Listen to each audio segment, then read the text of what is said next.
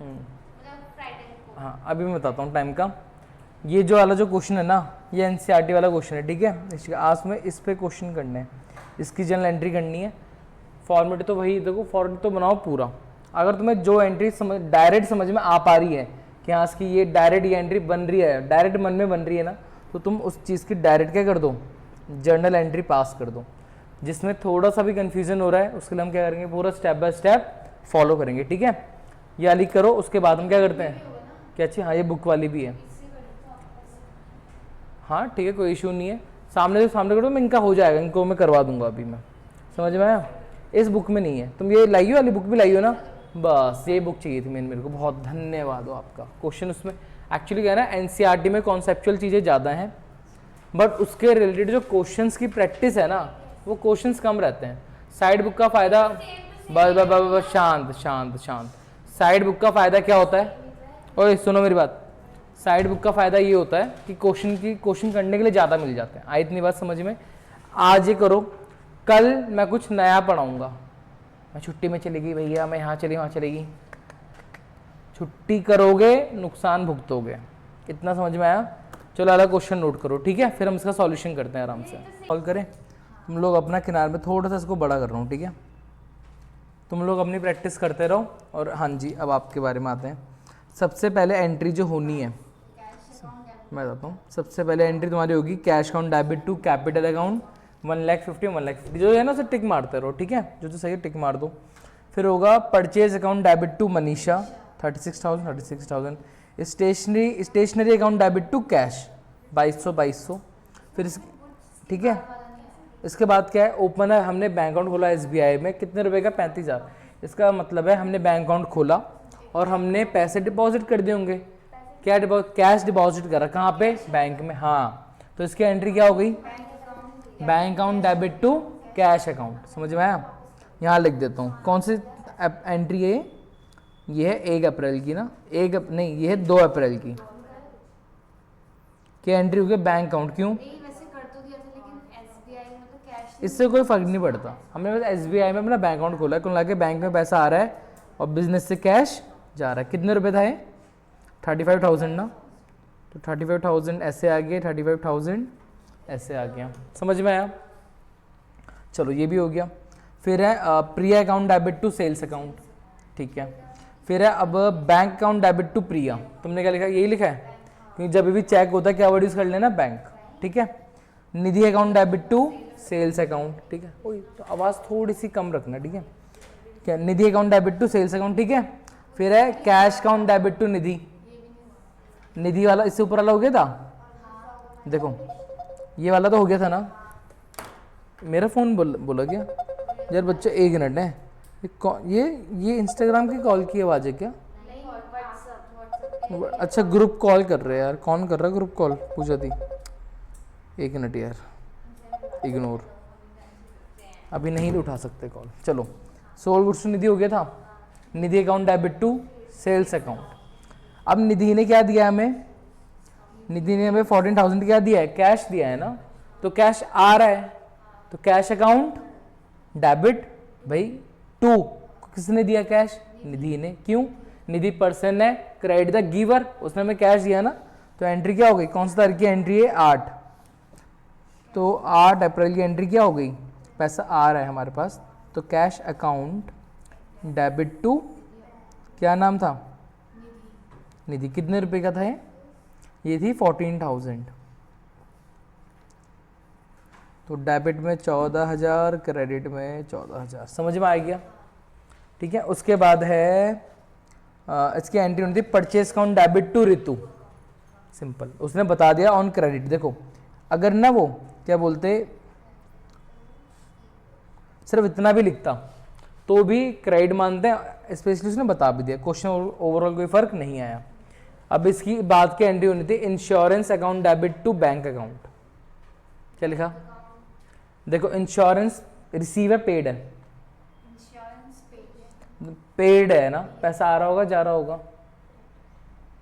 सोचना है, आपने इंश्योरेंस पेड करा है, हाँ देखो ना, पेड माने क्या होता है, देना ना, तो पैसा आ रहा है जा रहा है, जा रहा है, तो दिमाग लगाना है, अगर पैसा जा रहा है कैश डेबिट होगा क्रेडिट होगा, क्रेडिट व्हाट गोज आउट, और इंश्योरेंस बिजनेस के लिए क्या है, खर्चा, क्या है, खर्चा।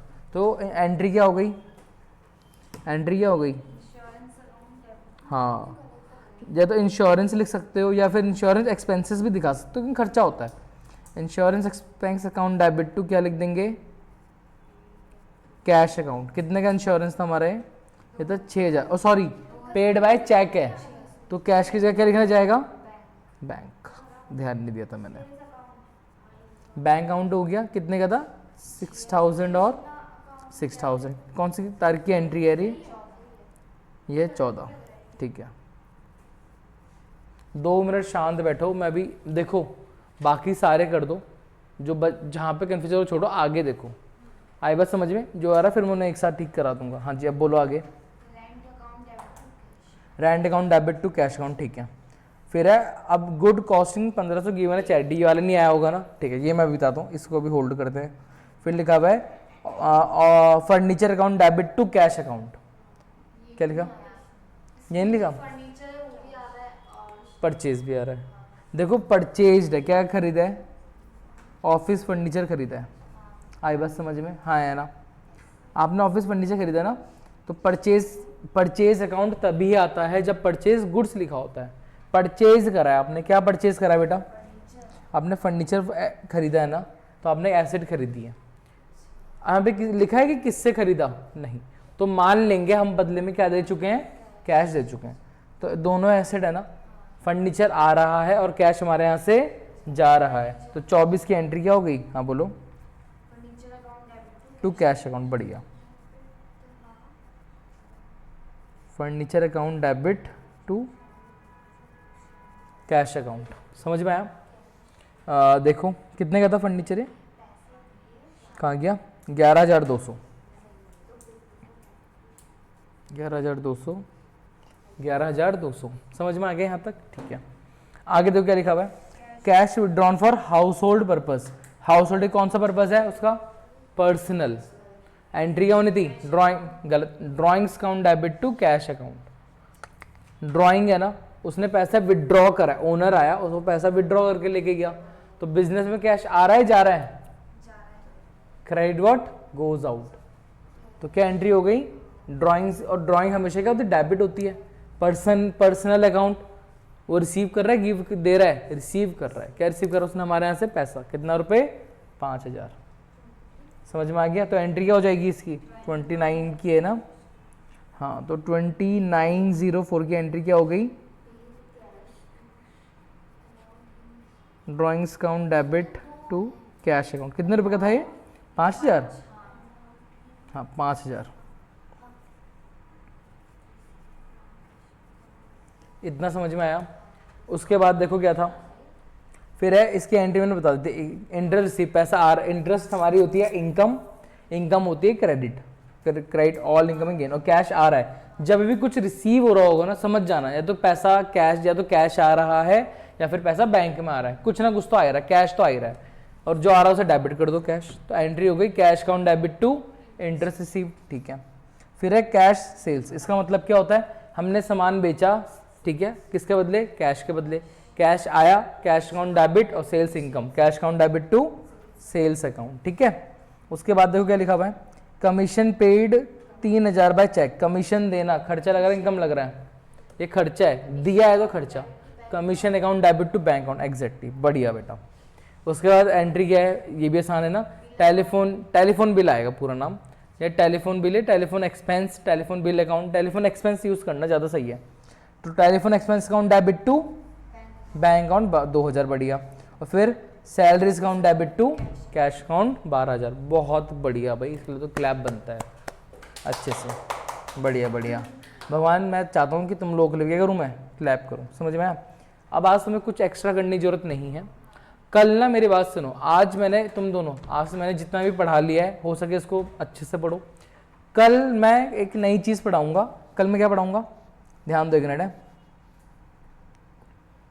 कल मैं तुम्हें थोड़ा सा एक्सप्लेन करूंगा, किसके बारे में, डिस्काउंट के बारे में। किसके बारे में,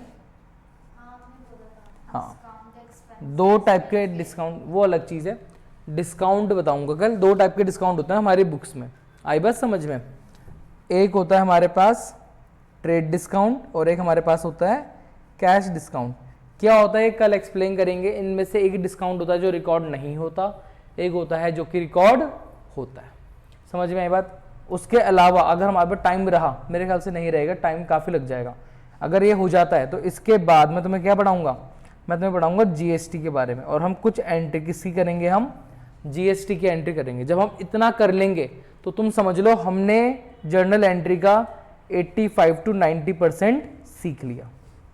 और इतनी एंट्रीज करोगे ना, समझ जाना एंट्री का बेसिक तो क्लियर ही हो गया। और इसके बाद हम अपना क्या पढ़ेंगे, लेजर बनाना। लेजर जो पढ़ाऊंगा ना, एक ही क्लास बहुत है, किसके लिए, लेजर के लिए। आई इतनी बात समझ में, क्योंकि सिर्फ copy paste total, copy paste total, copy paste total, यही करना है हमें सब में। आज इतना ही रखते हैं, ठीक है फिर। हाँ जी।